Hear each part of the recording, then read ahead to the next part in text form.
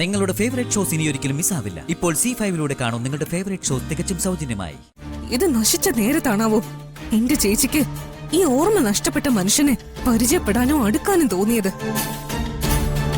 ഇങ്ങനെ ഒരാളെ നേരത്തെ പരിചയപ്പെടാതിരുന്നെങ്കിൽ ഒരുപക്ഷെ എന്റെ ചേച്ചിയുടെ ജീവിതം ഈ രീതിയിൽ അധപ്പതിക്കില്ലായിരുന്നു. ഗോപിക, സ്വയം മറന്ന നീ ഇപ്പൊ സംസാരിക്കുന്നത്? അമ്മയ്ക്ക് ഞാനെന്ന് വെച്ച ജീവനാ.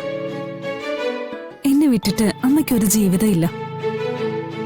ഇന്ന് തന്നെ വളരെ വിഷമിച്ച അമ്മ ഇവിടുന്ന് പോയത്. അമ്മയെ പിരിഞ്ഞിരിക്കുന്ന വിഷമം എനിക്കും ഉണ്ട്. പറ്റില്ല അഭിയേട്ടാ. ഒരുപാട് ദിവസമൊന്നും അമ്മയ്ക്ക് എന്നെയും എനിക്ക് അമ്മയും പിരിഞ്ഞിരിക്കാനാവില്ല.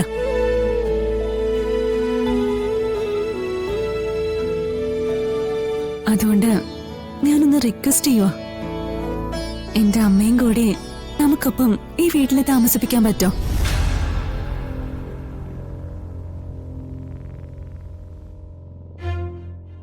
അഭിയേട്ടനെന്താ ഒന്നും മിണ്ടാത്ത?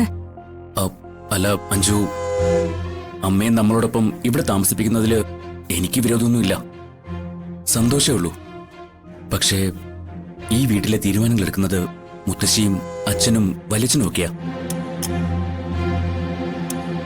ഏതായാലും സമയവും സന്ദർഭമൊക്കെ ഒത്തുവരട്ടെ. ഞാൻ ഈ കാര്യം അവരോട് സംസാരിക്കാം. മതി, അത് മതി. എനിക്കിത് കേട്ടാ മതി. സന്തോഷായി. എവിടെ ഈ മുഖത്തെ സന്തോഷം? ഞാനൊന്ന് കാണട്ടെ.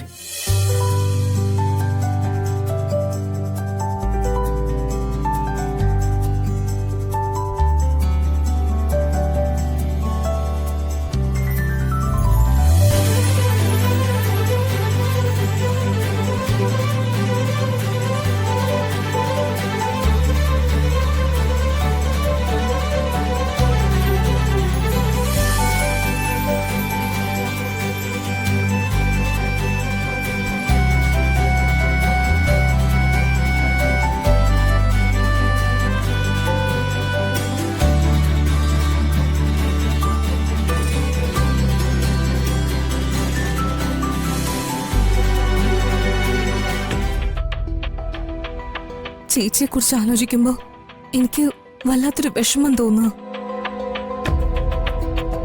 സാധാരണ വിവാഹം കഴിഞ്ഞ എല്ലാവർക്കും ഇതുപോലൊരു രാത്രി സന്തോഷത്തിന്റെ രാത്രിയായിരിക്കും. പക്ഷെ എന്റെ ചേച്ചിക്ക് മാത്രം അതിനുള്ള യോഗമില്ല. ഇത്രമാത്രം സങ്കടമായിരിക്കും എന്റെ ചേച്ചി ഇപ്പൊ അനുഭവിക്കുന്നേ.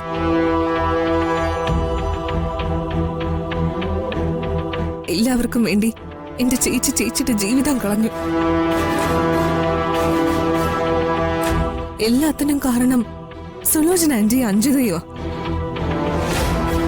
അവര് പറഞ്ഞുണ്ടാക്കിയ കള്ളത്തരം കാരണമല്ലേ എന്റെ ചേച്ചിയുടെ ജീവിതം ഈ ഗതിയായത്.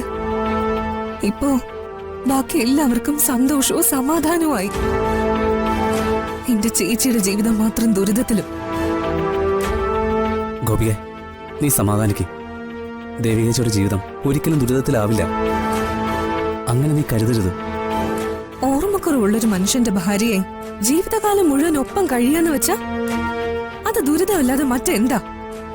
നരക തുല്യം അത്. ഗോപിക, നിന്നോട് ഞാൻ പലവട്ടം പറഞ്ഞതാ നിന്റെ മുൻധാരണ ശരിയല്ലാന്ന്. സിദ്ധുവേട്ടന് സംഭവിച്ച ഈ ഓർമ്മക്കുറവ് ജീവിതകാലം മുഴുവൻ ഉണ്ടാവുന്ന നിന്നോട് ആരാ പറഞ്ഞേ?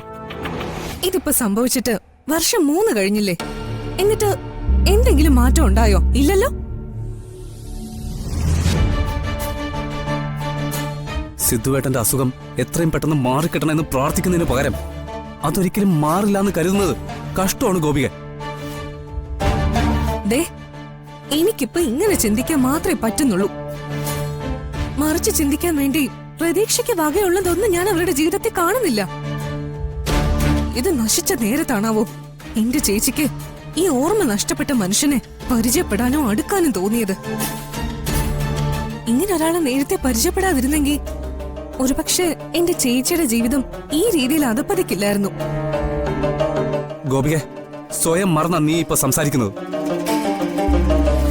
ഇതിനൊക്കെ ഞാൻ മറുപടി പറയാൻ നിന്ന നിയന്ത്രണം വിട്ട് ഞാൻ ചിലപ്പോ പലതും പറഞ്ഞെന്നും പ്രവർത്തിച്ചെന്നും വരും. അതുകൊണ്ട് ഞാനതിന് മുതിരുന്നില്ല. പക്ഷേ ഇപ്പൊ നീ പറഞ്ഞ വാക്കുകൾ നീ ഓർത്തു വെച്ചോ. ഇതൊക്കെ മാറ്റി പറയുന്ന ഒരു ദിവസം വരും. അന്ന് ഞാൻ മറുപടി പറയാം.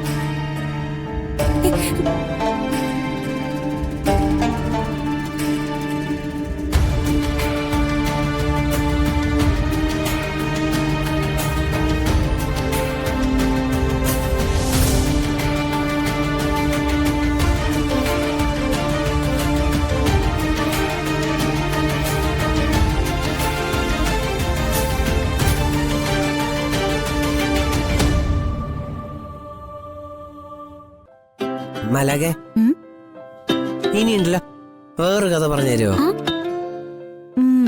വേറെ ഏത് കഥയാ കുട്ടനെ കേക്കണ്ടേ? സിംഹത്തിന്റെ കുറുക്കന്റെ കഥ അറിയോ? ആ കഥ പറഞ്ഞതാണല്ലോ. ആണോ? എന്നാ അത് വേണ്ട. എന്നാ വേറൊരു കഥ പറഞ്ഞു തരുമോ? വേറെ വേറെ ഏത് കഥയാ വേണ്ടേ? ആ, രാജകുമാരന്റെയും രാജകുമാരിയുടെയും കഥ. അത് മതിയോ? മതി മതി മതി മതി അത് മതി അത് മതി. രാജകുമാരന്റെ രാജകുമാരിയുടെയും കഥ മതി. ഒരിടത്ത് ഒരു രാജ്യത്ത് ഒരു രാജകുമാരനും ഒരു രാജകുമാരിയും ഉണ്ടായിരുന്നു. അതിസുന്ദരനായിരുന്നു രാജകുമാരൻ. ആണോ? അപ്പൊ രാജകുമാരിയോ?